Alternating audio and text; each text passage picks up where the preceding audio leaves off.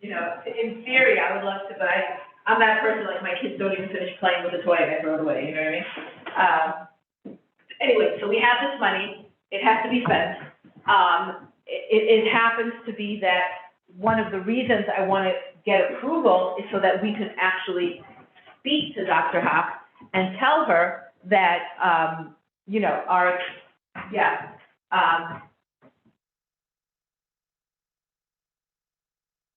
it hasn't, yeah, okay, I'll make sure it goes in when it gets here, but I, you know, it's when it gets here, it's gonna get here, you know what I mean? But, yeah, you know, but it's important that,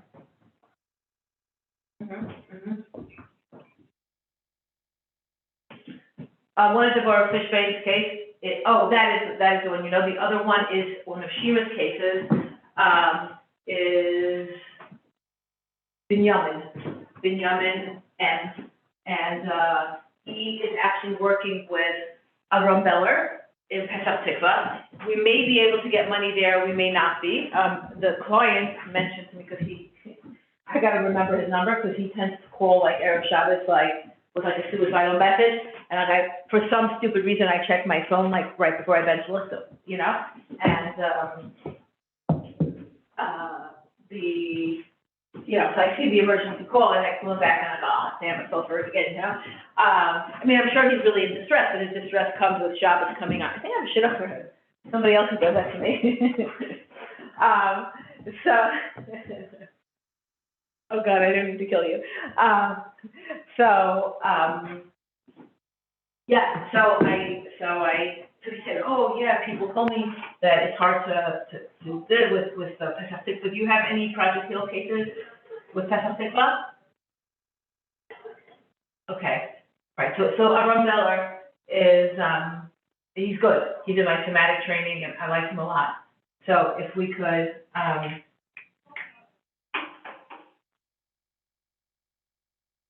yeah.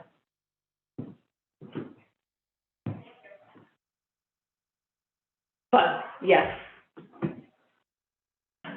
Gotcha. Perfect, perfect. Yep. Okay, all right, thank you. Just to let you know, when they ask, this is the process.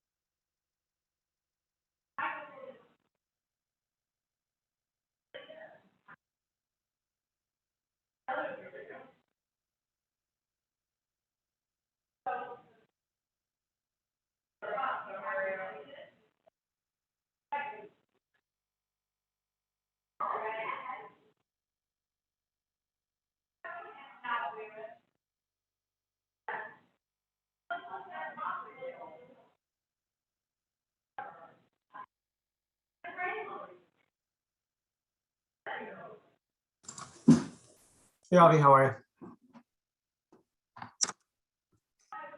you? Hey, I said I like your background. Thank you. Makes me look smarter than I am. Here, I'll take it. Oh, Isaac.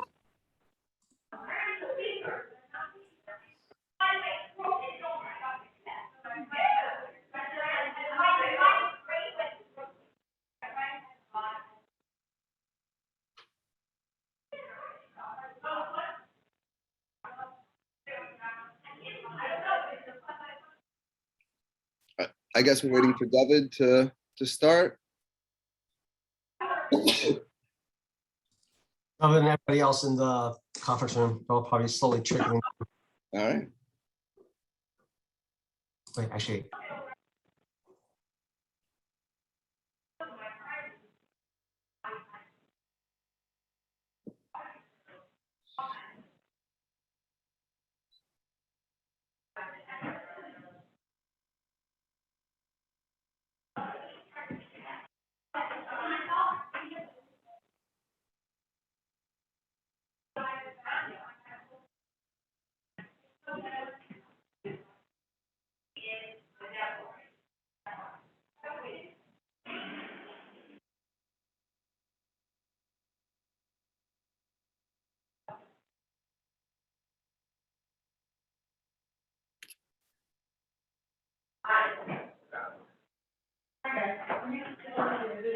Yeah, I'm the other intern.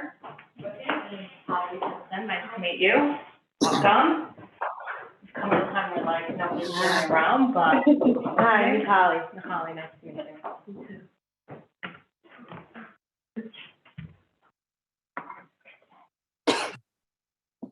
Outside to the left.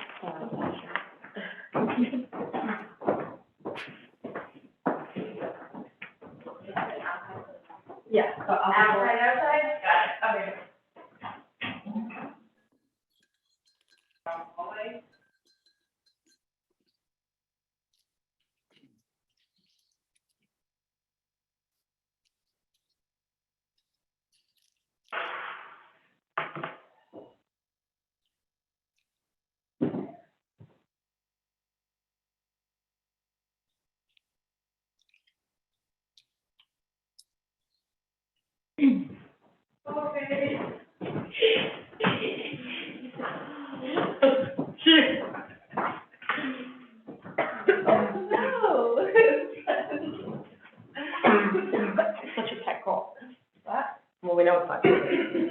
Lord.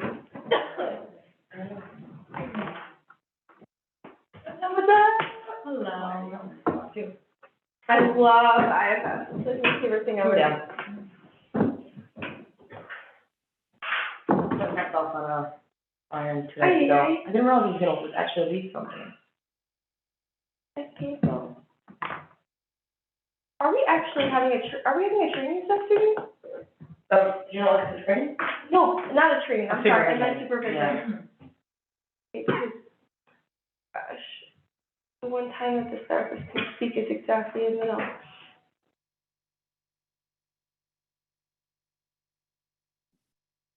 These things.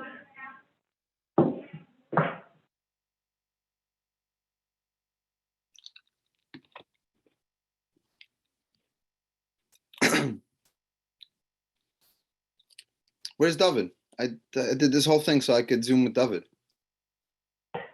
He has COVID. I heard he has COVID. He can't come on to Zoom. I also had COVID. It's just, I think you should go yell at him. I'm going to. The whole reason I agreed. He's like, we'll get the Zoom together.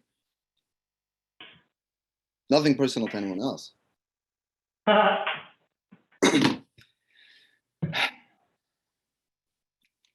I guess, is someone going to tell me when to start then? Let's start. You're not in charge, Isaac. Why not? Make believe. I second that. You already start? There you go. All right, I'll start. You listen to Susie, she's the boss. I was about to say, if Not Susie even a said little. start, then we go. Hold on, but, No. We're 7 minutes in, we got a lot of ground to cover, so let's. okay, do it. perfect. But whoever's the host, can they let me share my screen? Who is the most? I think the office is. I'm Dvora, going to get boxed. Dvora, could you get Sarah Cohn? What do you want? Could you please get Sarah Cohn to make Avi the Yeah. host?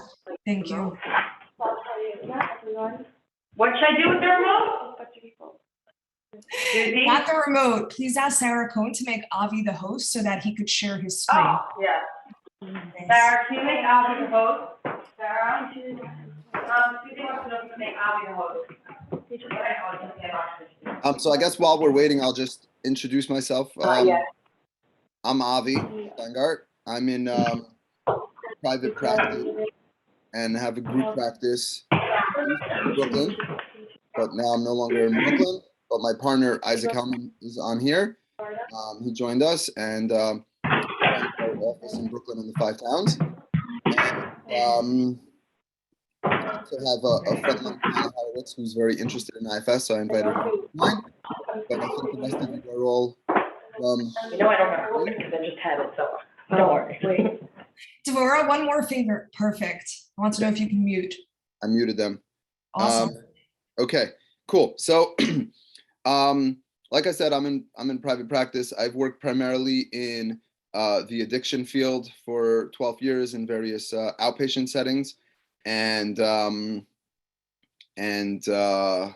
also working with trauma in the last 6-7 years. Addiction has really led me to both treating sex addiction and treating trauma. And a few years ago, I stumbled onto IFS, and more than a few years ago, I don't know, 4 or 5 years ago. And it's really been a game changer for me. I love to speak about it.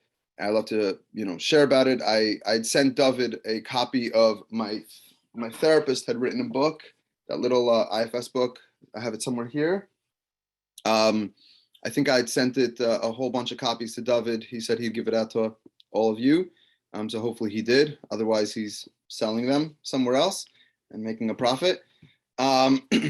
So I guess what we're gonna do today is I'm gonna try to go through a little presentation of what IFS is, how you could really use it, mainly as a therapist, but also in your own life, and also in the role you guys are in.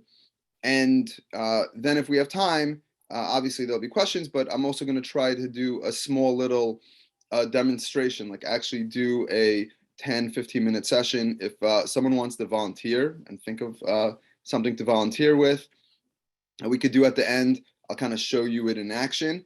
So hopefully we'll get to that. Otherwise, I'm gonna have to use Isaac, who's always a great volunteer, but I'm cool with using, with anyone who'd want to do this. All right, let me share, see my screen for a second. Hopefully this works. There we go. How do we, play. Okay. Where'd my mouse go? All right, can everyone see this? Just, okay, I think everyone can see it. I don't see where my mouse is anymore, but all right. So IFS was developed back in the 80s by a guy named Richard Schwartz. And he stumbled on it. The way he tells the story is he was working with a young woman who had been cutting and engaged in other forms of self-harm. And he found that he was working with her for about 6 months, and they would contract and come to like an agreement that she was not gonna cut, and he would come up with a system plan how she's not gonna cut, what she could do instead of cutting, how to recognize the triggers, and it wasn't really working. And one session he had, and he felt like they finally had a breakthrough. She really committed that she was not gonna cut till next week, and she was gonna use all her tools. And they contracted, and he walked out of that session feeling like a rock star. Like he had really like that. This is it. This is a breakthrough. And unfortunately, she came in the next session and was completely cut up, worse than any other week in the 6 months that they had worked together. And what he realized had happened is that he had ended up colluding with a part of her to try to get rid of the cutting, because there was a part of her that wanted to stop cutting. But in effect, by trying to push away the cutting part of her, the part that kept going back to cutting, he had ironically empowered the cutting and made it into a much bigger force. And what he realized is instead of trying to get rid of the cutting, he had to really try to work with that part of this young woman who had been cutting to understand it and try to negotiate and work with it, as opposed to just trying to demonize it and get rid of it. And I think this has been really the biggest thing that has introduced me to IFS, was this idea that we're not demonizing the presenting problem that the person is coming in from. We're really trying to understand it better. I got introduced to IFS because I read this awesome book, which if you haven't read it, I'd highly recommend it, because the second half of the book goes through each chapter is a different trauma modality. Dr. Vander Kolk describes different modalities he's found to be useful with trauma, and he presents the research on it. And he had this one chapter on IFS. And when I read it, it just blew my mind. It sounded so intuitive. Right afterwards, I went on to Wikipedia, and I'm like, I got to read more about this. And after that, I ordered Dr. Schwartz's books, a couple of them, which I'll recommend at the end. And then I took trainings and got supervision and an IFS therapist for myself. And it's really been a game changer, both in my private practice, but also in my personal life. Never has there been a form of therapy that a technique, a tool that has had such a impact for me. So again, I'd highly recommend, if you haven't read this book, definitely read it, or at the very least, go to the second half of the book, and you'll get an idea of all different types of trauma approaches, and it might help you kind of determine where you want to go in terms of your own studies. The reason I like IFS, like I said before, is it's really intuitive. It's not like learning a technique to work with clients, do step 1, step 2, step 3. It's a way of looking and understanding how people operate, how we operate, and how the people in our lives or our clients or the people we're helping, how they operate. And it just automatically fits in. It's almost like putting on a pair of glasses, and all of a sudden you could see the world in this whole way that existed before you put on those glasses, but now all of a sudden you're seeing it, things that you had never seen before. It's very helpful in terms of depathologizing. It doesn't look at issues as a problem, as a diagnosis. It approaches presenting problems and issues as really trying to understand how they're trying to help the system, albeit in a dysfunctional manner. That really helps, especially with addiction, where we tend to pathologize the behavior. Right? It's a problem, and we need to get rid of the addiction. We need to stop whatever it is, which often just furthers the shame. If the person relapses, now they have more shame, and ironically, the shame will fuel the addiction, because the addiction is a way to put out the fire, which we'll get to in a little bit. And IFS also blends or fits together really well with other approaches to therapy. I don't do all these approaches that I listed below. I do some of them. I've been trained in some of them, but it fits really well with somatic work. I'm not trained in EMDR or brain spotting, but from what I'm told, it works really well with those modalities, and it can be integrated with them as well. The last piece, I think I wrote this somewhere else in the presentation, is especially if you're working with a religious population. I actually have a pastor I'm working with who got caught by his wife having sex with women in his church and women at his other job. He's a deeply religious man, and IFS has been really a way to depathologize. Like, how could you be, on the one hand, like a man of God, and yet at the same time, be cheating on your wife and doing everything you're doing that he was doing? It's really helped him, again, lower the shame, but also it fits in. It works really well within his spiritual and religious construct, which I'm going to get to a little bit later, how that works. IFS, if we stands for Internal Family Systems, as you can see here. And what that means is Richard Schwartz basically used external family systems, which became popular in the 50s and 60s, looking at how different family members worked as a system and affected each other. So, you have a kid who comes into treatment and the kid is acting out. But if you look at it from a system perspective, instead of just focusing on the kid, you focus on all the different parts. Maybe because of the parents fighting, the kid is acting out. If we address the parents fighting and the relational issue there, the kid may stop acting out. And so it's looking at the issue from a much more global perspective.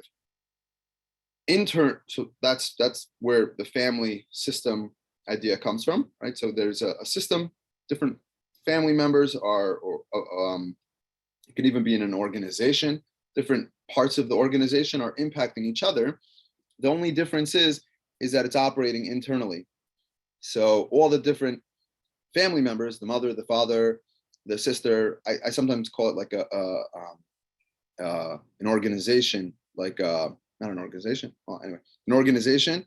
There's the CEO, the CFO, the janitor. They're all integral parts of the system. If there wasn't a janitor cleaning up, the rest of the system might fall apart.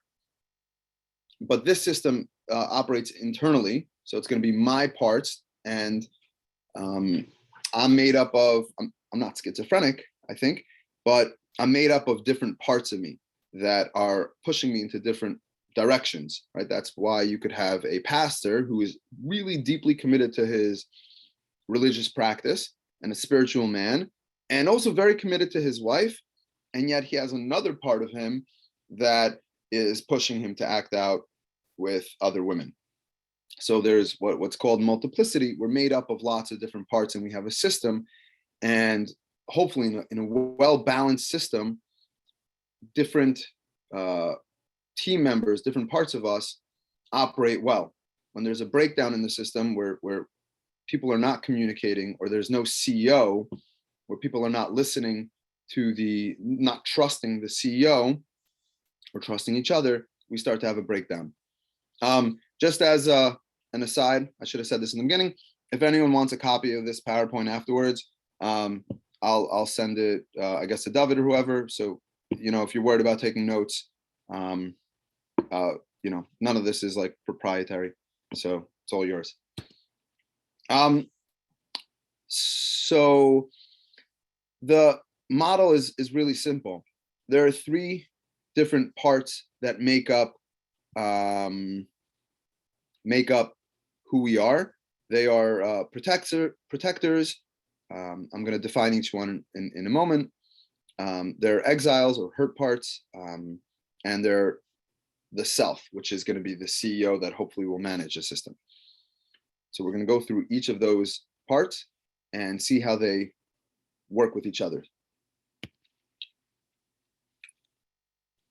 As children, we all have different experiences. Sometimes we'll have, inevitably, I guess, we'll have painful experiences.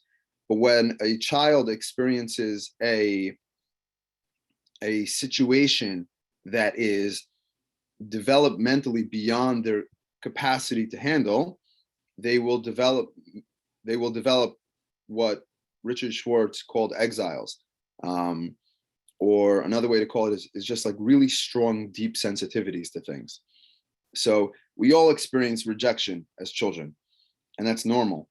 But a child who experiences a rejection that's beyond his developmental psychological capacity at that age will develop an exile. And what an exile means is they're going to become so sensitive to that experience of rejection that they're going to want to develop a system to take that rejection, put it in a closet, lock it up, and never see it again.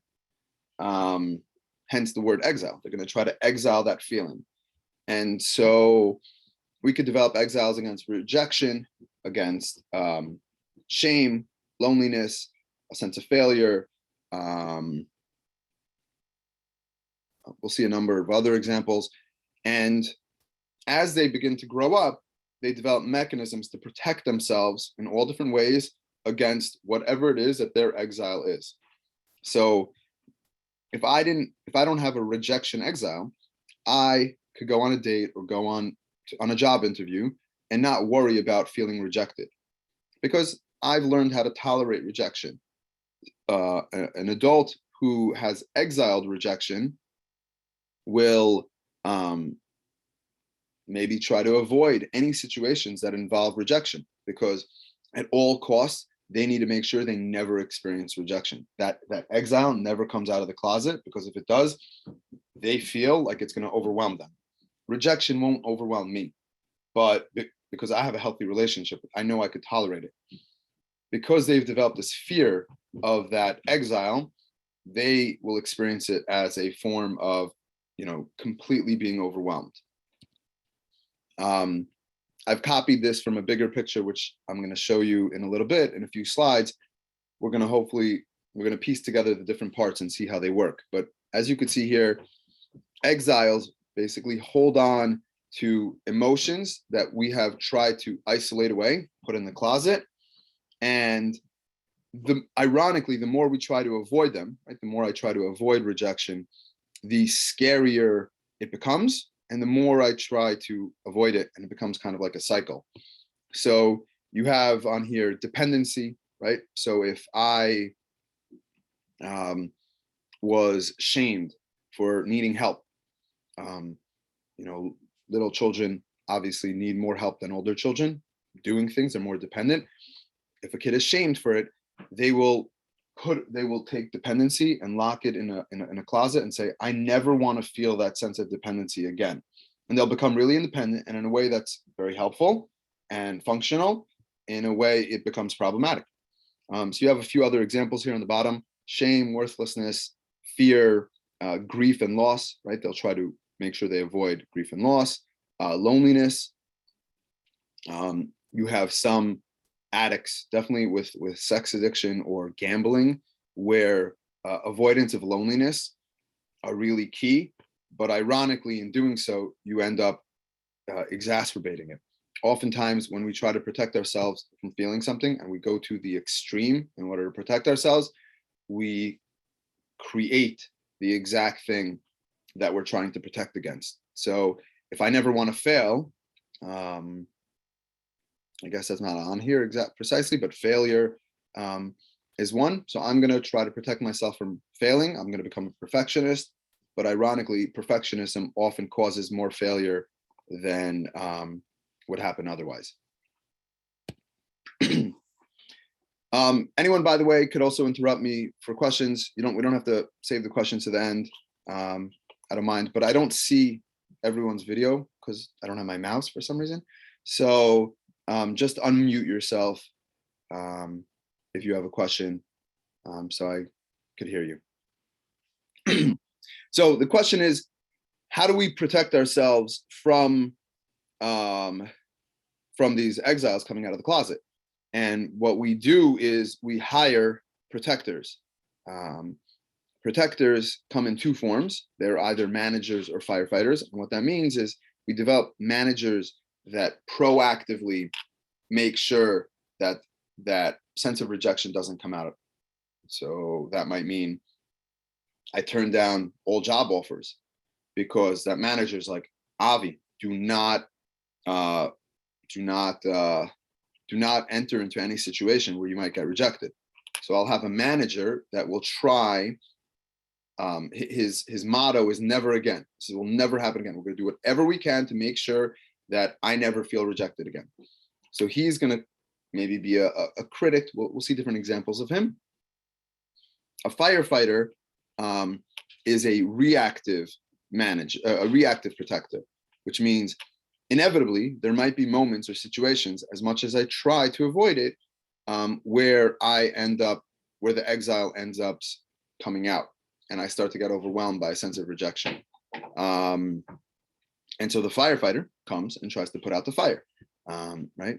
Seems like a good, important job, right? We can't have cities without firefighters.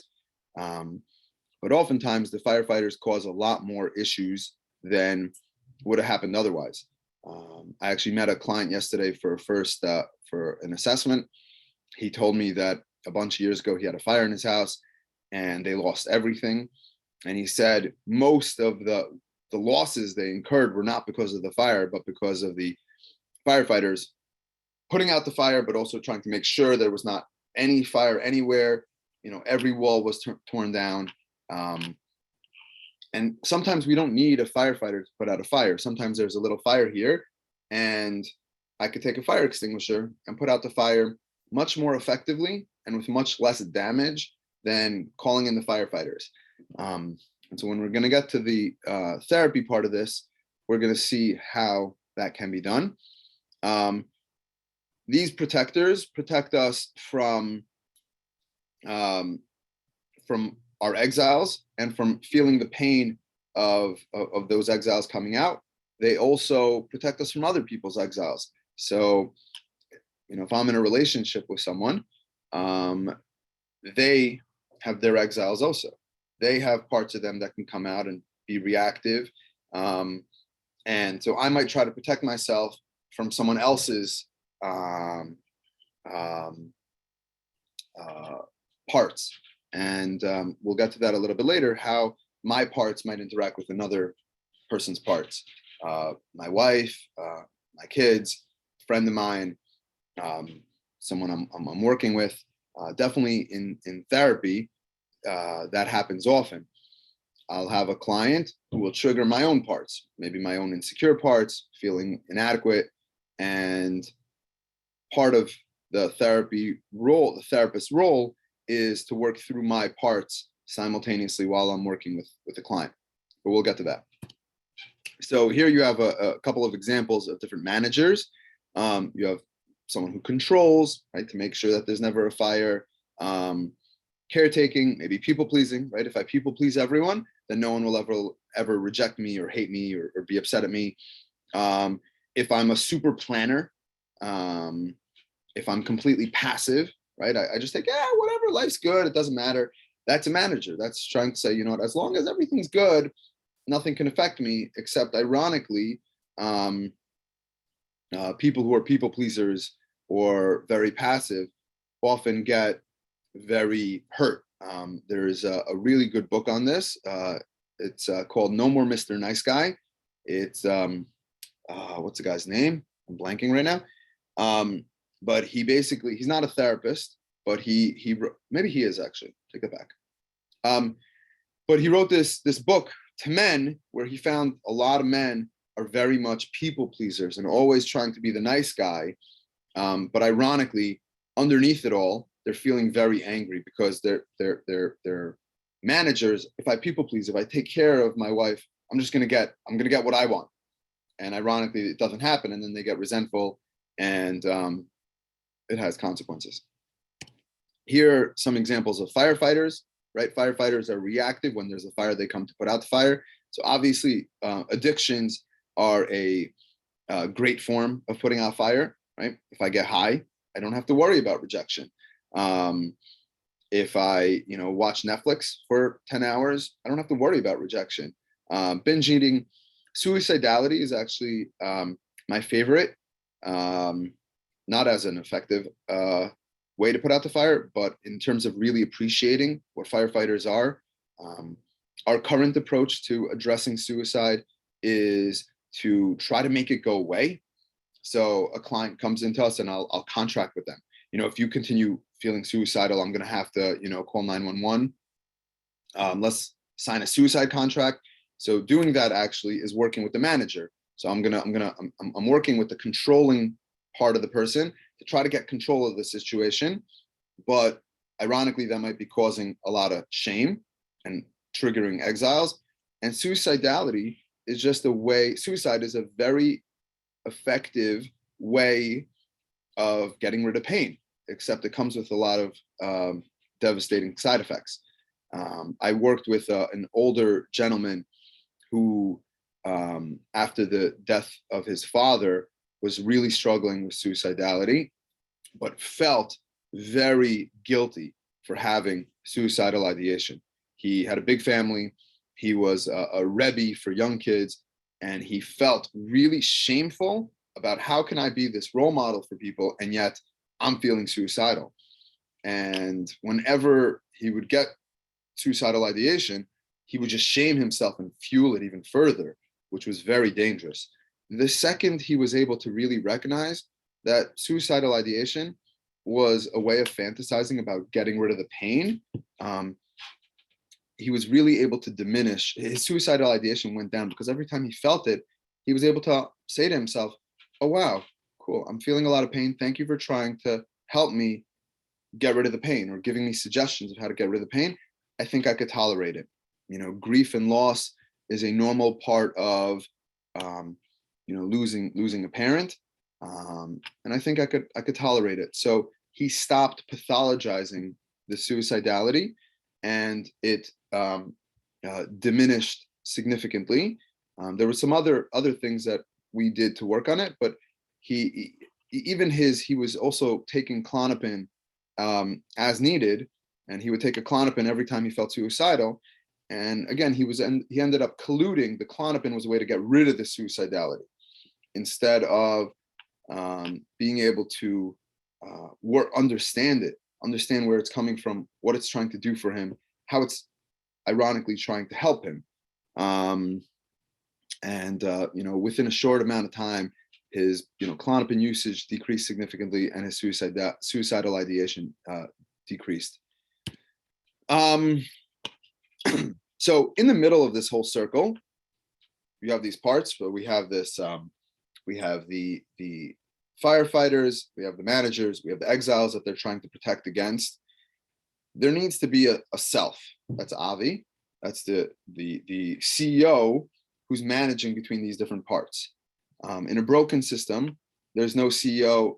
It's kind of the Wild West. Everyone's doing whatever they want to be doing, and we have a big problem.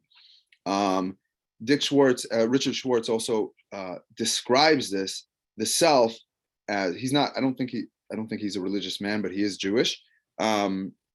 He describes this. He says, for Jews, they call this the neshama. The self, at least a higher level of self, is very much connected with a spiritual component. And when we're going to look through the self, you might notice a lot of spiritual elements to the description of self. If you're familiar at all with Buddhist ideas, the self is very much the manifestation of what the Buddhists would call awareness or the Buddhahood.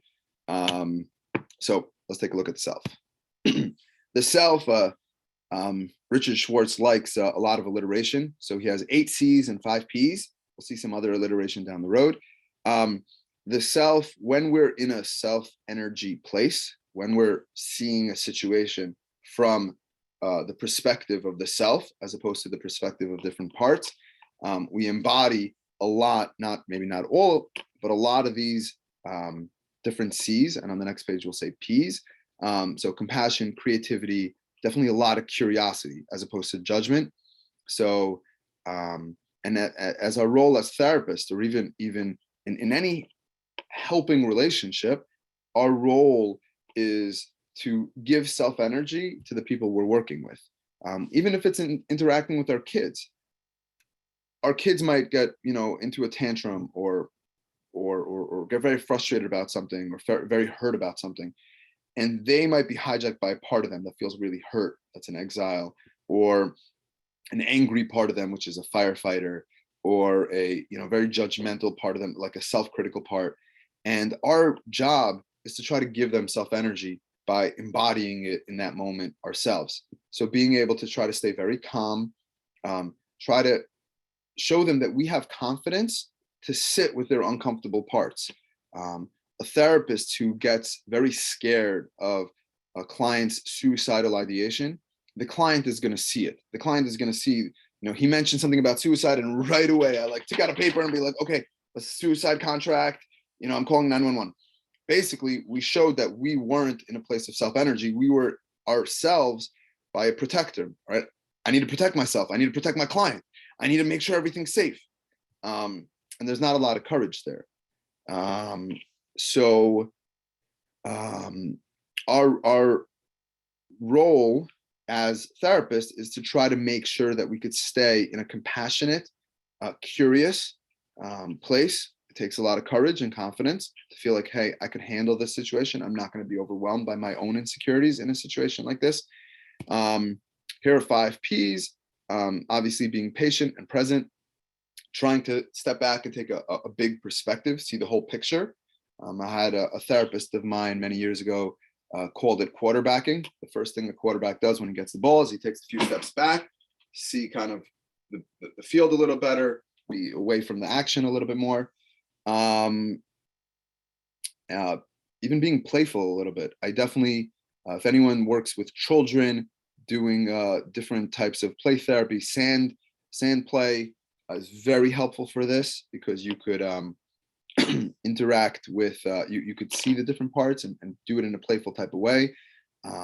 I do a lot of setting up chairs in my office and having people talk to different parts of them.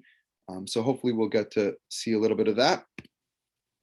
This is a model that Alex Rand and I put together using a bunch of different models. So some of it should be familiar from what you saw before.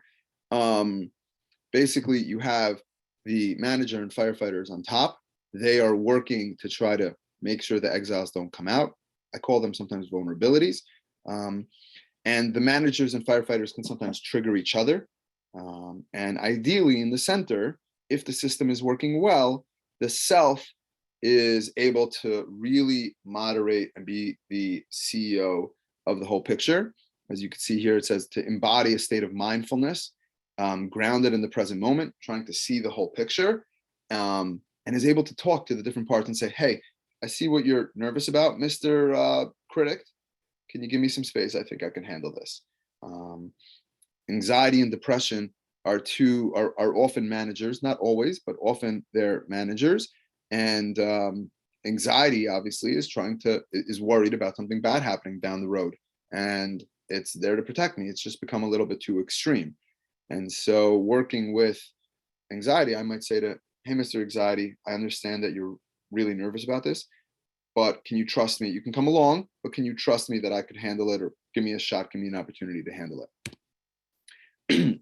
I use my whiteboard a lot. You could use it also on Zoom. I'm going to give an example of using a whiteboard on an actual whiteboard and the Zoom whiteboard. So I'll do this in session with clients. We'll start talking about a part of them.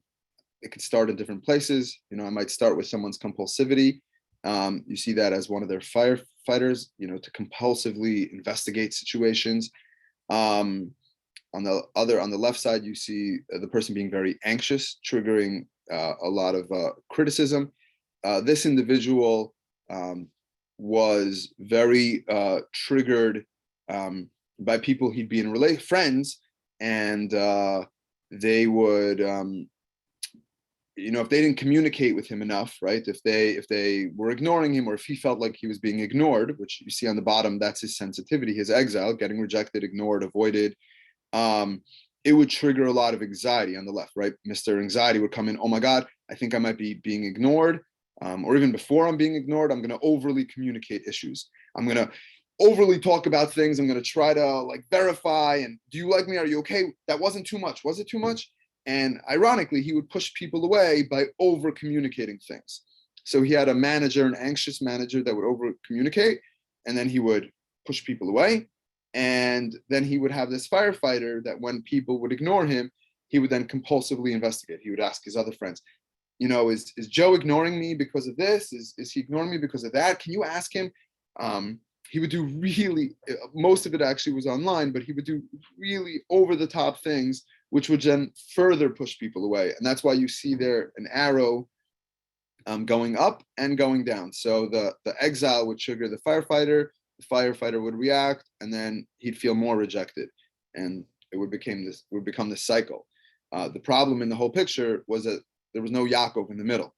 Yaakov was not calling the shots. Yaakov was never able to say, hey, okay, I'm feeling ignored, I'm feeling hurt. Let me take a step back and see the bigger picture. For me as a therapist, it was very easy to do that because I'm not him. I don't have that. I'm not feeling rejected right now. And my job was not to tell him, hey, Yaakov, you're acting like an idiot.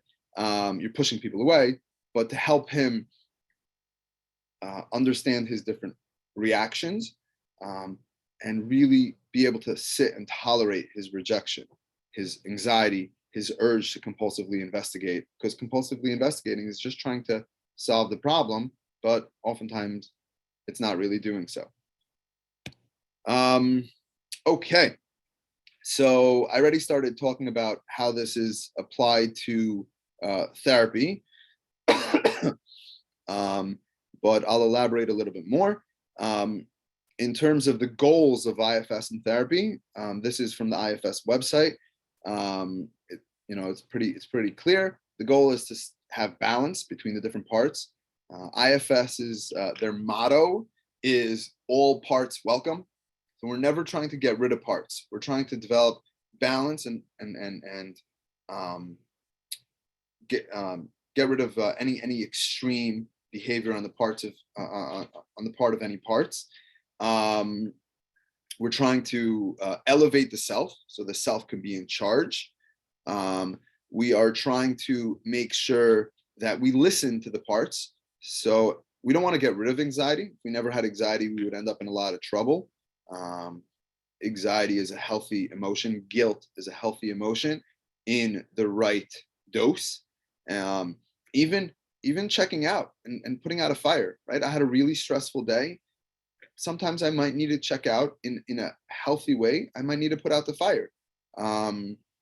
If I'm not an alcoholic, having a drink in an appropriate setting could be a way to put out the fire. Watching an episode on Netflix might be a healthy way to put out the fire. Watching 10 episodes until 4 a.m. Is not a healthy way to put out the fire. So the self is there to listen to the different parts, not to push them away, but to be informed and try to hear what the parts are saying, and sometimes listen to them and sometimes say, hey, listen, I hear what you're saying, but we're not going to go in that direction. Because all parts have a positive role when they are, if you see in the last bullet point, when they're not extreme. When parts are not extreme, they have a lot to contribute to the system. The first thing you could do with an individual, sometimes clients come in and they're very clear. I want to work on my people pleasing, right? So then we have a very clear part that we're working on. And we have a goal. Okay, try to understand the manager who is a people pleaser. And we're going to get to how we work with a specific part. Obviously, people come in and they say, I want to work on my self-esteem and being such a critic of myself. It's holding me back. So we have a very clear part that we're working on. I want to work on my addiction, right? A person comes in and says, I want to work on my firefighters. But a lot of times people come in and they're not really sure why they want to come in, or what they want to work on. They know something's off. So the first step is doing what's called mapping. So I have an example here of a client I worked with where we were just mapping. Again, you see my whiteboard. So I asked him, what's he feeling? What's going on for him? And he slowly began to identify a bunch of different emotions. This took a whole session to just map out this whiteboard. But when he talked about sad, I asked him to really flesh it out. When you say sad, what's going on? If you see the yellow lines between these different parts, he was talking about, we looked at what the relationship between the different parts are. And if you see the two pictures on top, I'm going to get to that a little bit later. It's one of the tools I use, but I have a set of cards, 72 cards that was created by someone specifically for IFS. I'm going to show you the cards a little bit in a few minutes. And they're very helpful in helping people identify what the parts look like, what they feel like, what's really going on for them. So that's one version of mapping. Here's another version of mapping that I did on my Zoom whiteboard. So this individual was talking about their family. Mother's Day was coming up, and her reaction to, a part of her doesn't want anything for Mother's Day. She feels guilty. She doesn't deserve it. She's been a bad mother, a bad wife. Part of her feels hurt. And again, you see some contradictions, right? Part of her feels guilty and feels like she doesn't deserve anything. But at the same time, she feels hurt that nobody gave her anything. She feels sad. And so the goal is to try to see the relationship, see these different parts, see the relationship between them, and begin to identify, okay, who are we going to work on? Which parts seem the strongest? So maybe it's that guilt that's really the strongest there, about feeling like I don't deserve anything, right? That's a protector. If I don't deserve anything, I can never get hurt. I can never, feel a sense of rejection. One of the other things that's very common is what's called polarizations. So we work with clients and they have a lot of internal contradictions. So for example, I had the example I gave before of that pastor. On the one hand, he was very spiritual, very religious, very a family man, but he was also had this other part of him that was the exact opposite. And what a polarization is, you see kind of like a seesaw I tried to draw on Zoom, on my Zoom whiteboard. A polarization is basically when there's no captain of the ship. I think of like a boat, a sailboat. There's no captain, so one sailor is like leaning all the way to this side. In this case, this was a high school boy named Srilly. He would be, he came in and he said, I'm really frustrated. I get really reactive against this and angry at this other boy in my class, Yosef. I get really reactive at him. I blow up at him, and I don't like that I blow up at him. And we were talking about Mr. Anger, and why he would come up, right? So Mr. Anger would come up because Mr. Anger's job was to push Srilly to stand up to Yosef, to not remain passive, because if he remains passive, then he's agreeing with Yosef. Yosef was kind of bullying him. So he would get really angry. But one of the things that Srilly and I identified as we were doing this is that Mr. Angry was reacting to a different part of him on the other extreme that was just very passive, right? Whatever, everything slides. Srilly's the type of person that lets everything slide. But the more he lets everything slide, Mr. Angry gets more and more frustrated on the other side. So there would be this polarization where they're each getting stronger and stronger. And there's no Srilly in the picture. So you see on top, I wrote Srilly and choice. I said to him, I'm like, Srilly, you're not in this picture. You're never making a choice of how to really react, how to deal with Yosef. You just have Mr. Angry. he blows up at Yosef, and then for the next week, you're completely passive and let everything slide, and people start to take advantage of you, and then you blow up again. And so you have this seesaw, and people look at you, they're like, you're bipolar, they call it. You have these mood swings, but it's not mood swings. He's hijacked by one part of him, and then this other part fights back, and there's again the seesaw, and you begin to feel like you're in this like ping pong match. You're the ping pong ball going back and forth, not really able to make a choice. By just recognizing that there's this polarization going on, oftentimes we're able to bring ourselves down and work within the system. Polarizations also happen, if you look on top, I wrote internal and external. They also happen externally between me and another person. So me and my wife might have a polarization that whenever she reacts to something in a certain way, I respond in with my own extreme place, as opposed to reacting from a self-led place. Can I take a step back and try to understand how my wife might be hijacked about something? And she's, let's say having a stressed out situation and therefore reacting in an extreme way. I had a client of mine who was a very successful businessman. He had been kicked out of his house as a teenager by his parents, and he developed a manager that said, I'm never going to need anyone's help ever again. And he became extremely successful. Didn't finish high school, didn't go to college, became extremely successful in the tech world. But he came to me for therapy because his marriage was completely shattered. His wife had her own extreme parts, but he really didn't know how to work with other people. It was always his way or the highway. So coming into therapy was a really difficult thing for him. And, to say, I need help. And so anything I did with him, he would always criticize me. He would always put me down.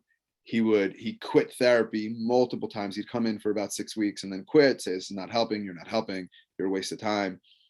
And then he'd come back 2 months later, start again, same routine. One session, I'm sitting with him and he's doing the same thing over and over again. And I'm literally sitting there and I'm thinking, okay, you know what? I'm about to fire this guy. You don't want to come to therapy. You don't want to get help. You don't want to do anything. So why are you coming in to see me? Luckily, God intervened and made him have to go to the bathroom. I could count on like my hand how many times a client has had to go to the bathroom in the middle of session. But he had to go to the bathroom in the middle of session. And he went to the bathroom and I sat down. I sat with myself and I'm like, Avi, what's going on? And I realized there was a part of me that was feeling really insecure, because this is what he did to people. He made them feel, when he wasn't feeling good, he would make others feel insecure. When he couldn't get control of a situation, he would make others feel down. That's why he was struggling. One of the reasons he was struggling in his marriage. And he was triggering my own insecurities. And I said to myself, Avi, or I said, Mr. Insecure, you don't belong here in the room. This is an issue for supervision or your own therapy. Do you mind stepping out of the room and just letting me sit with the client? And by the time the client came back a couple of minutes later, I was able to sit in a more self-energy place. My compassion, he continued to do what he was doing, but I was able to be much more curious and compassionate and calm with him, to recognize like this man is in a lot of pain and he's pushing me and getting angry at me because he's in a lot of pain. And because I was able to put my insecurities on the side and deal with them in a different place, I was able to come to him instead of from my own triggered, polarized, insecure place, to really meet him where he was at, which is hijacked by feeling completely out of control. And from there, we were able to really kind of like do some work to understand what was going on for him. Here's another, just an example of a whiteboard. I love Zoom because it saves all your whiteboards. And so last night I just went through a lot of my Zoom pictures from the last couple of years and put them together. Here's a young woman who struggles with an eating disorder, right? The binge eating is a firefighter, and it's very effective. It makes her feel calm. It makes her dissociate a bit. But it also makes her feel unworthy. So when she feels unworthy, she goes and eats. And then that triggers a lot more sense of unworthiness. She has on the other side, a critic, a manager that says, what are you doing? You know you're supposed to be sticking with your diet. Why are you overeating? And then it makes her feel more unworthy. She also, I wish I could, oh, come on, why is my mouse not working? If you can imagine, I can't draw it because I don't have my mouse, but if you imagine all the way in the, let's say in the bottom corner, if I were to write mom, she also has a mom who makes her feel very unworthy and is very critical of her. And so the mom is an external force that triggers her unworthiness, that then triggers her firefighter. And then she gets upset at her mom, and that triggers her critic even further. Why am I upset with my mom? My mom, helps me out financially. How dare I be upset with my mom, even though her mom also definitely helps her out and loves her, but can also be very critical of her. Her mom has different parts of her. So she ends up in a cycle, and there's very little Leah in the picture. Okay, I'm going to skip a little bit ahead.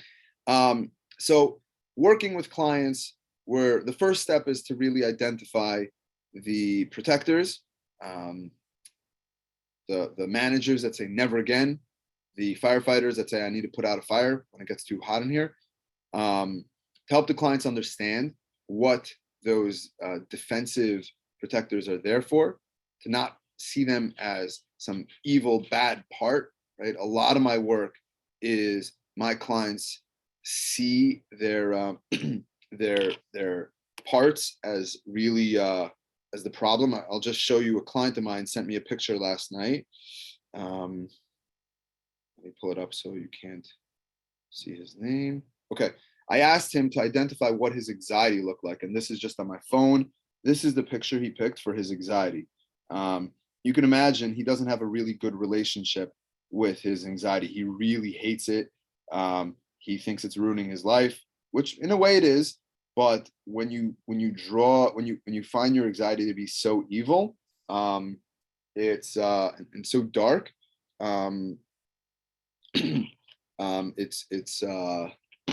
it's hard to work with him to try to calm Mr. Anxiety down.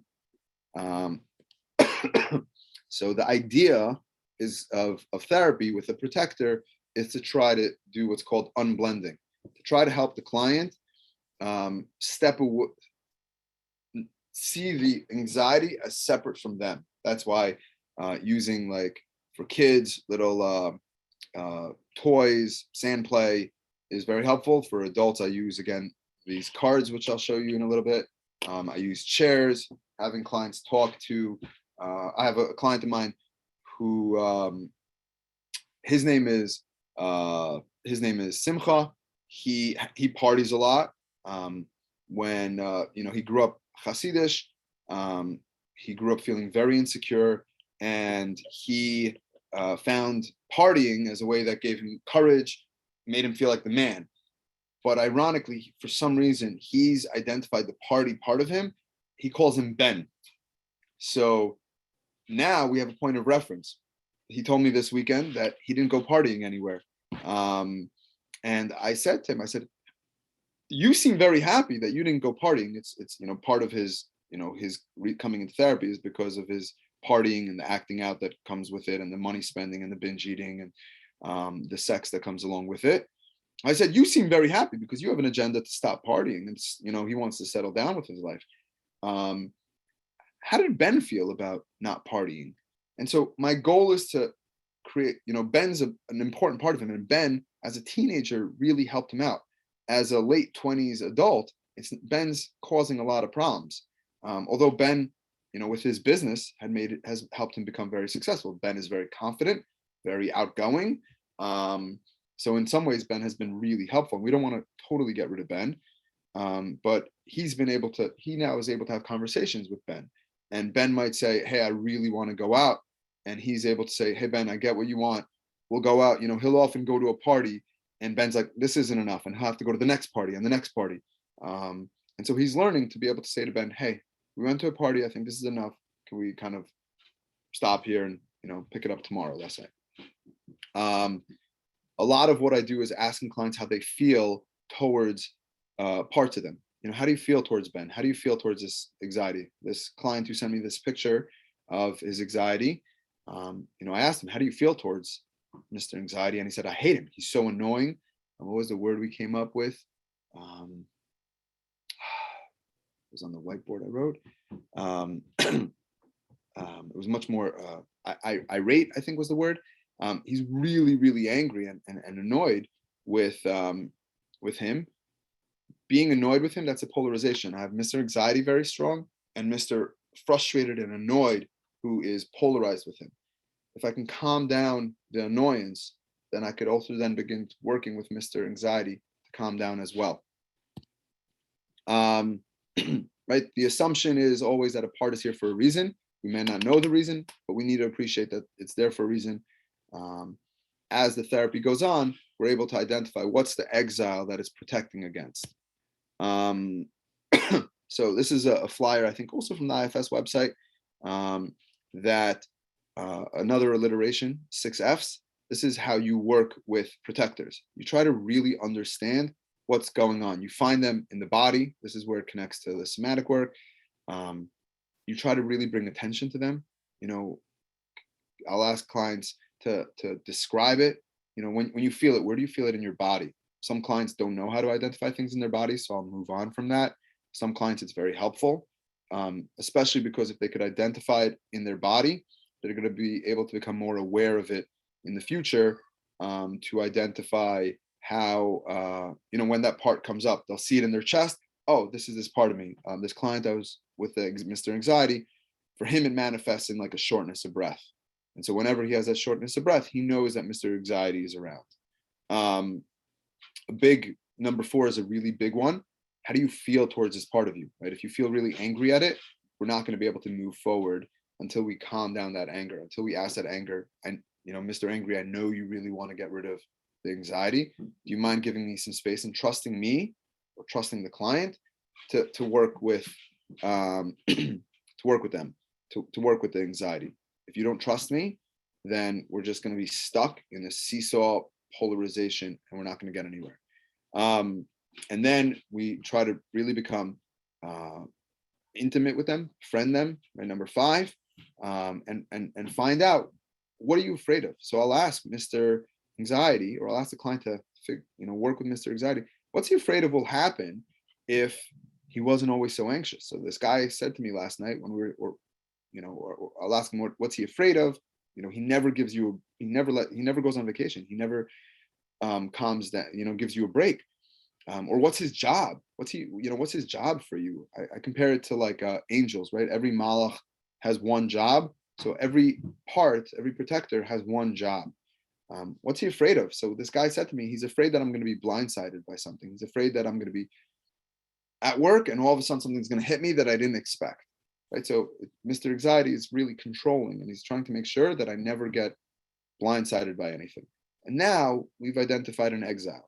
We've identified a part of him that he's trying to make sure I never end up being blindsided by something. For him, the idea of being blindsided by something feels really overwhelming. All right. So as I'm working with these parts, I have to be careful of any other parts that come up, right? So often the parts that come up are a judgmental part. This anxiety is so stupid, it's causing me so many problems. Over analytical parts. I have a client of mine who's a therapist. He recently graduated social work school, and he has a very impatient part of him, which we do a lot of good work with. But his impatient part is always like, okay, let's go, let's do this. And he knows the model. He actually has taken some IFS trainings. So he's like, okay, Avi, can we get to the exiles? Can we get to the exiles? Let's go already. And I said, Mr. Impatient just wants him cured. Mr. Impatient doesn't care for really developing relationships with anyone. Mr. Impatient really just wants to help him because he's in a lot of pain. But Mr. Impatient is also trying to avoid the pain, the discomfort. And part of the work is learning how to tolerate it. Okay, we had that. Okay, I'm not going to get that deep into working with exiles. That's a little bit further along in the therapy. but the goal of working with exiles is to learn how to unburden, to help those young parts of us. So if it's that kid that was rejected that I locked away, work as a kid, that was traumatic. That was way too much for me to handle. As an adult, I can handle rejection, but I'm still operating on a 6-year-old premise in relation vis-a-vis rejection. And so I'm going to really have to work to bring the adult Avi to work with that 6-year-old kid. I'm working with an adult who feels a lot of shame about things he did, sexual acting out that took place as a teenager.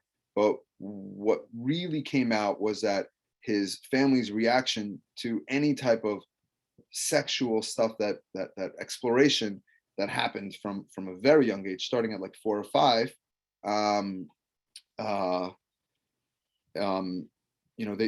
their premise was always to ignore it. So from 4 years old, his parents found him, experimenting, or an older brother, a neighbor experimenting with him, and their reaction was always to shove it under the rug.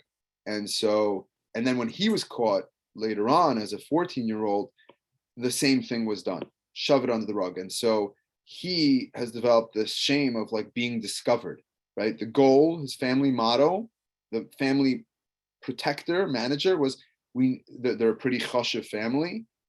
We never deal with anything. We shove everything under the rug.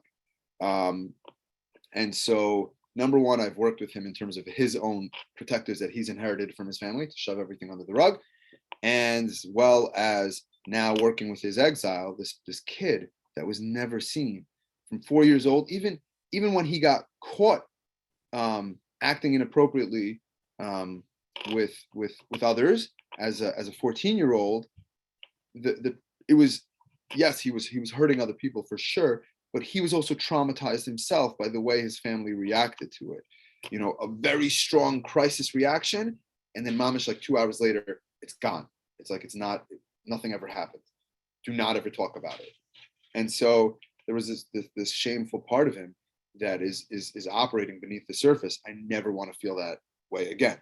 A big part of why he was smoking marijuana every day, or binge eating, was because I never want to feel any shame. Here's a couple of resources. This book on the left is related to the cards that I'm going to show you in a minute. It's a really good work for individuals to work on themselves. You don't have to be a therapist to use it. It's a bit of a workbook. There's some really great meditations. It's illustrated also, which is really awesome. The other book here on the right is, I think, the best manual for therapists to learn in a really simple way how to use IFS practically. I got my mouse back. That's that. I'm going to show you one other resource I have. So, here. Okay, so this is, that's my son's medical form. Oh, this is the thing. Oh, here we go. These, you can buy these on Amazon. They're called Inner Active Cards. And I actually got permission from the artist who made them to scan them at the beginning of COVID and use them virtually with my clients. But there are 72 different illustrations. They match up with the illustrations in that book I had showed you before. And they basically, I'll hand these to clients, or I'll send them in a WhatsApp to my clients, and I will say, can you find that part of you? Here's a part of, right? This is one part. And it's very helpful to help clients externalize, to see parts of them, and how they might interact with each other. Some clients don't get it, and they're like, I don't understand what this is. So, are these like tarot cards? So I just won't use them with those clients. All right.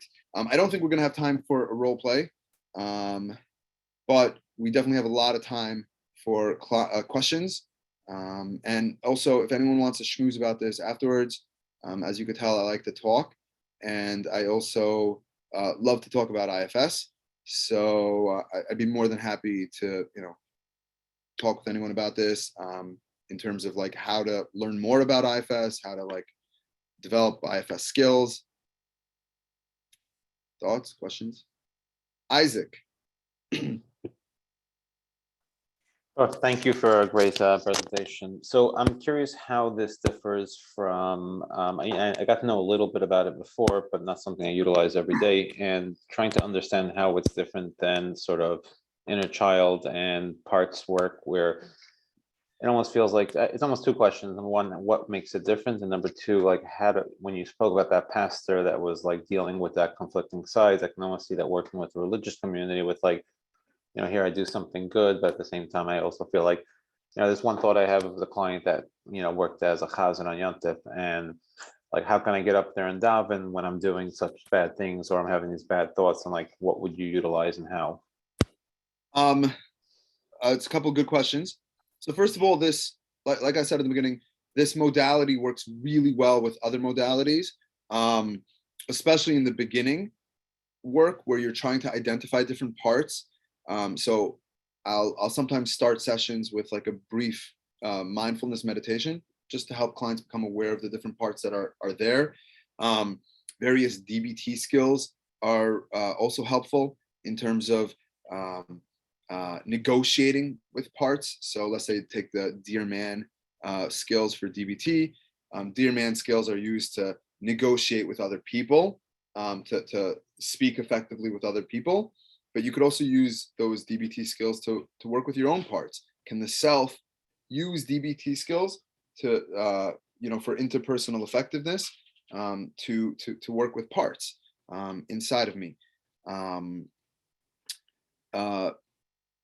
This is obviously somatic work is very clear how this ties in, where you're trying to help someone identify parts of themselves in their body, becoming more aware of their body. There's definitely a lot of interplay. And in terms of your question of like inner child work, so people ask me, do you do inner child work? Do you go back in time? Is that your focus? And I tell people that my focus is on looking at how things are presenting today. That's really my goal. My goal is to figure out, if it's your addiction, your people pleasing, to really resolve those issues. And sometimes that's going to require going back in time and trying to understand how those mechanisms developed. It's not just explicitly, in PM Melody's pit induction work. There's, her inner child work is really focused on like, let's go to your family of origin and spending a lot of time there. We're not going to the past for no reason. We're going to a specific part of the past to look at a specific exile. We're not just kind of like, tell me about your childhood. I don't ask my clients, do like a thorough assessment of like everything that happened in their childhood. I'm going to look at parts, and the parts will take me to specific parts of their childhood. I'll ask them like, so, that sense of rejection, can you tell me other times where you felt that sense of rejection? How old does that part of you feel? It seems like it feels like it's 6 years old. Can you tell me about rejection at 6 years old? So I'm not just open-ended going into the past. I want to be very specific about where I'm going. In terms of working with conflict, inner conflict, I have a lot of clients, almost all my clients are Jewish. I have a lot of clients who have like religious conflict. And Isaac, I think, a lot of your work as well. For those of you who weren't here in the beginning, Isaac is my partner, a business partner. We have a group practice together.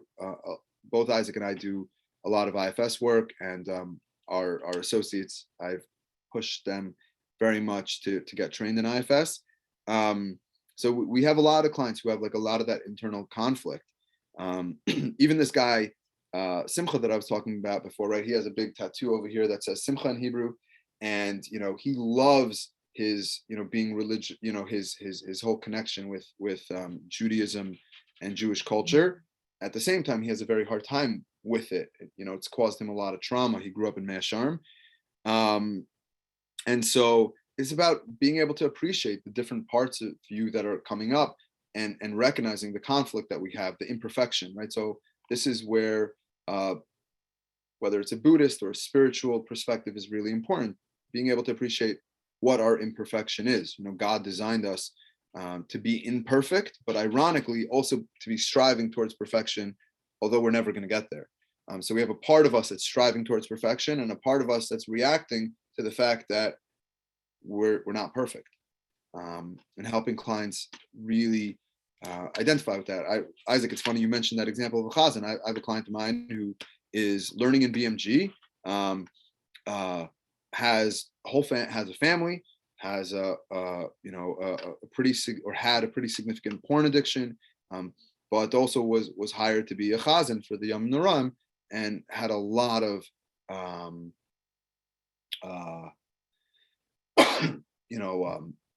discomfort about that, contradiction.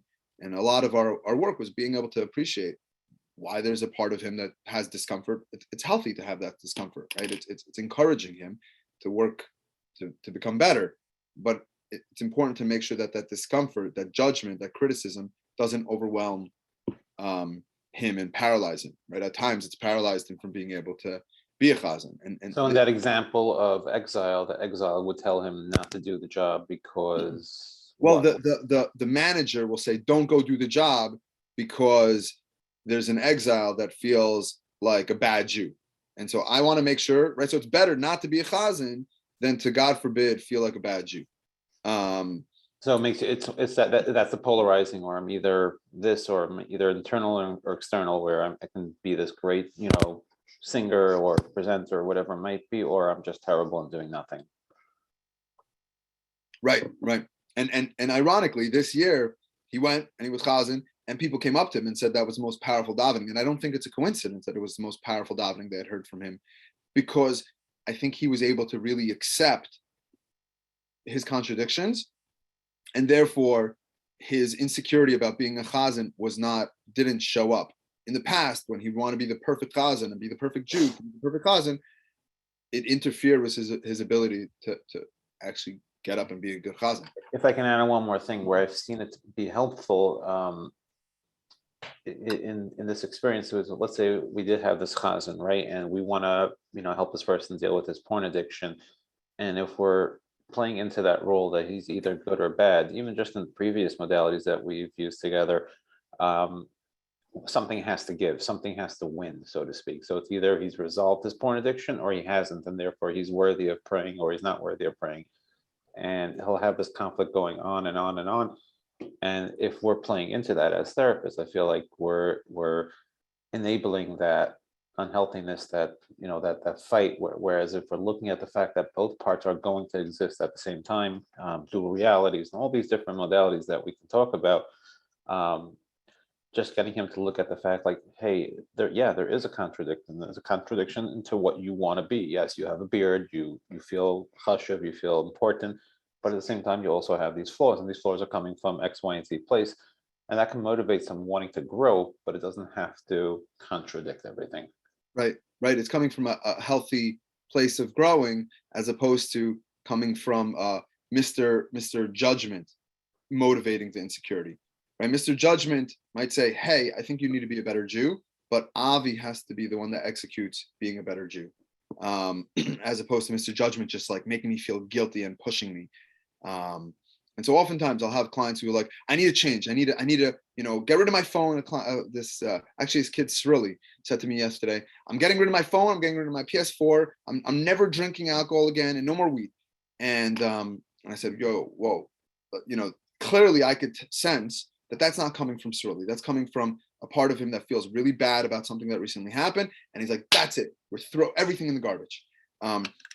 It's not going to be sustainable because it's not coming from Srilly. It's coming from a judgmental part of him.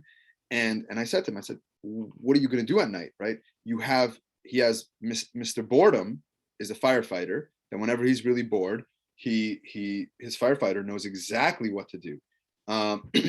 And it's there to put out the fire. If you're just going to get rid of all your firefighters, we're going to be in trouble next time there's a fire. Some firefighters need to go. They're very dangerous, but we can't throw all of them out at once. Thank you. Thoughts, questions? Not all at once. All right, cool. I guess all at once. All right. Oh, yeah. Question from the Amudim conference room. I can't. Oh, let me. I think I could unmute. Mute. Ask to unmute. Oh, I think I muted you.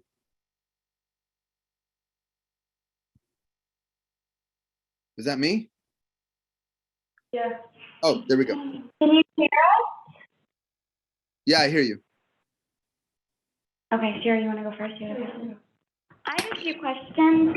One was, is there certain things, disorders, personalities that you think like IFS is best for, or certain things you don't think it's the best fit for? Yeah.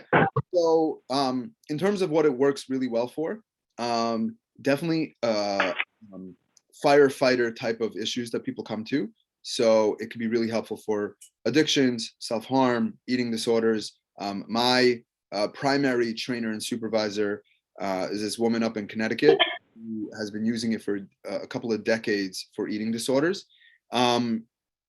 It's very effective for working with anxiety, depression also, but definitely anxiety. It's also been there's it's called IFIO, internal families, maybe inside out. I don't know why it's called that. I don't do any couples work, but there's been a number of therapists who have been in the last few years trying developing a model to use it for couples therapy. Being able to understand our own, it fits in a little bit similar to EFT work with couples therapy, to understand what's really going on for me beneath the surface in terms of my reaction to my partner, and understanding what their parts that are being activated.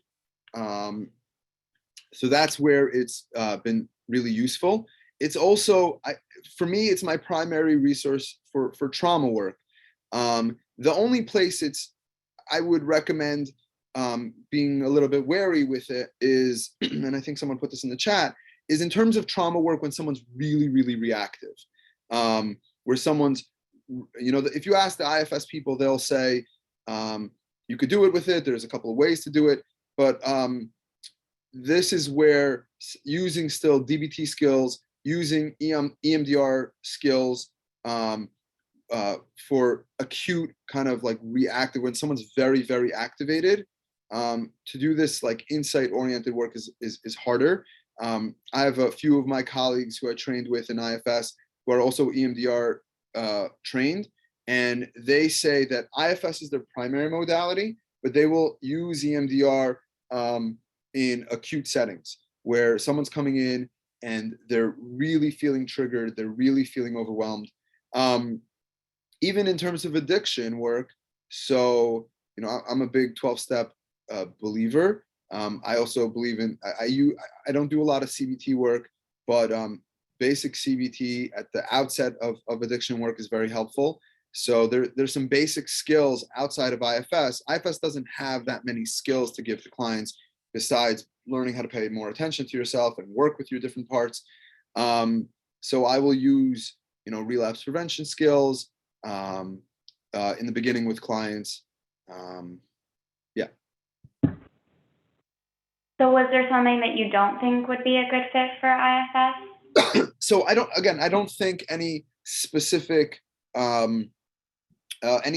like presenting problem wouldn't be, except if it's too extreme right now, meaning when the person's too reactive. IFS has been also shifted to work with children. There's a book, I have it somewhere, I didn't put it in a presentation, it's pretty good. It's written by these two therapists based out of Manhattan, for IFS with children. Obviously using any type of like play therapy, but also like expressive therapy, drawing parts is really helpful. And like Naftali, you posted here about the EMDR. Like I said, I don't do EMDR, so I can't speak explicitly about it, but I've spoken to some of my one of them, Fradi Kess, who I work with in Brooklyn, and I've asked her a lot about her work with IFS and EMDR, and Alex Rand, who's been trained in EMDR, they both have described that IFS is their primary modality, and EMDR is used for some tools in acute settings. Or for example, if someone comes in immediately after some kind of trauma. So I would use, again, I don't use EMDR, they would use it. I use, let's say TFCBT as a response to someone in like an acute trauma, in coming right out of a crisis. Yeah. As far as also like the unblending, does that, like, you know, Mr. Ben or Mr. Anxiety, does that ever lead to like dissociation? Is that something you would then, like, someone starts to think of it, you know, really outside themselves? Is that something you would work on therapy, or is that an issue? So dissociation, so unblending doesn't lead to dissociation because unblending means that I'm separating the part from me, and I'm coming in more with a lot more self-energy into the room, which means that I'm very present. It's the opposite of dissociating. I'm creating space to become very present. Dissociation is actually a very effective firefighter. Dissociation is there to, when something becomes too much, I dissociate from it. It's one of the most, I think, automatic and subconscious, and to me, one of the most amazing forms of protecting ourselves, right? To have this and this in the same room would lead to a nervous breakdown, and so the brain subconsciously knows that and will dissociate to make sure that these two never end up in the same room together, until we're ready, until my brain realizes that I'm ready to go there, right? So I had a client of mine who actually recently texted me. I worked with him for a year, and then he went to rehab, and now he's in a sober living. And he texted me a couple weeks ago in sober living, and he said, how is it that I didn't address these issues? These issues never came up, and I thought I was being really, really honest with you. And I think he was being really, really honest with me, right? Because now he feels guilty, like I was wasting my parents' money. Except he had a dissociative part that was not letting him go there. And in the safety of rehab, he was finally able to go there and begin to see parts of him that he was, in terms of his sexuality, parts of him, that's a part of him. That's a whole different conversation about sexuality and parts, which I won't get into now. But it's fascinating. There's this woman down in Pittsburgh, Patricia Rich, who I've trained with, who does a lot of work in terms of sexuality and IFS. It would be too much for his system, and so he dissociated from it. Even though I very gently, at different points in our therapy, had made a safe space for him to bring it up, knowing that it seems like an issue, but he wasn't ready to go there.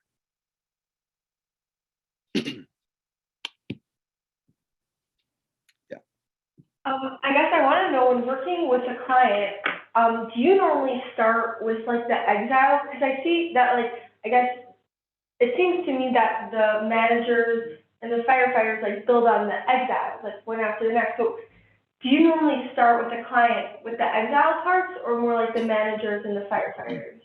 So most of the time you'll start with managers, protectors. Most people come into therapy because of protectors, right? They're coming into therapy because they're very critical of themselves. They're coming into therapy because they're very controlling and their spouse doesn't like it. They're coming into therapy because they have a part of them that said never again, but now it's causing problems. Or they're coming in because of firefighters. People rarely come in, but it's not uncommon, that rarely come in because of exiles. Although it can be, they come in and they say, it's pretty clear that the rejection, the exile of rejection, is what's pushing them into therapy. But really, what's on top of that is, I can't, a protective part of me that says I can't be in reject any relationship. I have a number of young men, they're not so young, in the late 20s, early 30s, who are struggling with dating. But every option is a problem. That's a protector that finds a problem with every single shidduch that's offered to them, or any girl they meet. and it's just a way to protect themselves. So you really, you can't work with exiles until you've gotten permission from the protectors. I have a colleague of mine, Mindy Bloomfield, who I trained with and did supervision with in a group, peer supervision group for a couple of years together. And she would often say, I only work with protectors. And at first I thought that was ridiculous. You know, the goal is to get to the exiles. But I found actually in my own that protectors, you know, I have a protector, I call him Mr. Doing. He's always doing things, always doing things. I really needed to build a relationship with him and get to know him and really make him trust me in order to get to what's beneath him. And it took me a long time to finally get to the exiles beneath him. Even though I'm a therapist, I'm like, okay, let's go, let's get to the exiles. But you can't really deal with the exiles until the protectors give you permission and say, you know what? Okay, Avi, I trust you to go there. Thank you. And also, by the polarization, why did it say on the slide it said internal, external? It just seems like, yeah, I was wondering So I about that. I wrote that because a polarization can happen either between, let's say, two managers of mine, a manager and a firefighter, right? Or it could have, that's internal, right? That's all happening within my system. Or it could happen between me, my parts, whichever part, and let's say Isaac, my business partner, right? His parts. So I might have a very, let's say I'm very passive. And so it triggers Isaac's, you know, his like, okay, let's, you know, a part of him. I can't think of an example now. Right, Isaac? And so it can happen externally also. That was the other example I gave of my client who was triggering my insecurity. He had a very extreme pushy part of him that, you know, whenever he was in a situation that he couldn't handle, he became very abrasive. And I have a part of me that got very reactive to it and was ready to fire him. I don't think I've ever fired a client, but I was sitting there just getting so worked up. You know, this time I'm gonna fire him before he fires me. So if you're going to use a business relationship, you can be like, an example that we always talk about is, let's say I'll take the passive side, then you'll be the aggressor, or I'll be the aggressor and you'll be the passive side. Even if it's something as simple as, you know, why wasn't the caretaker cleaning up this weekend or whatever it might be. And like, we'll always kind of play, you know, one of us is almost always going to be up, the other one's always going to be down on it. Right. And my being like, hey, Isaac, why wasn't the cleaning guy there this week, is coming from like my fears. Okay, the office is going to be a mess and people are going to be upset, and I'm reacting because of, you know, my insecurities of what's going on. I need everyone who's renting from us. We have a rental space also. Everyone who's renting from us, I need everyone to be happy. And when I was in the office in Brooklyn, if you ever came to the office in Brooklyn, everything was perfect in the office because I needed everything to be perfect. I need every therapist to be happy. And now I'm kidding. I'm kidding. I'd still be perfect. Isaac, I'm coming tomorrow night. It better all be perfect. Yes.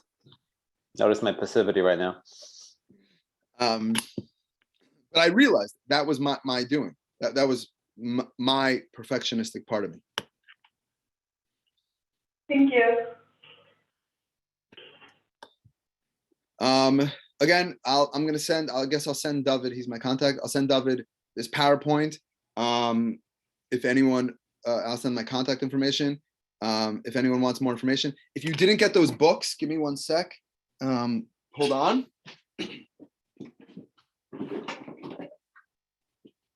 This is the book. It's written by my therapist. I've sent out over 100 copies to people. It's so awesome. It explains IFS really well through like these illustrations. And then in the second half of the book, it goes through like a mock session between Sarah and her therapist. My son, my 10-year-old son, read it first when I got it, and he loved it. And then my wife read it, and I've sent it. I send it to clients now. I actually got even special envelopes for it that fit perfectly. I send it with a feeling chart and the book. So it's a really awesome resource. All right, Cool. this is awesome. We got to run. Thank you so much. Great presentation. Thank you for all your time. I know you guys Sure. have are really busy. I appreciate you guys all coming and joining. And again, any questions, hit me up. You got it. Thanks again. All right. Take care. Thank you. you.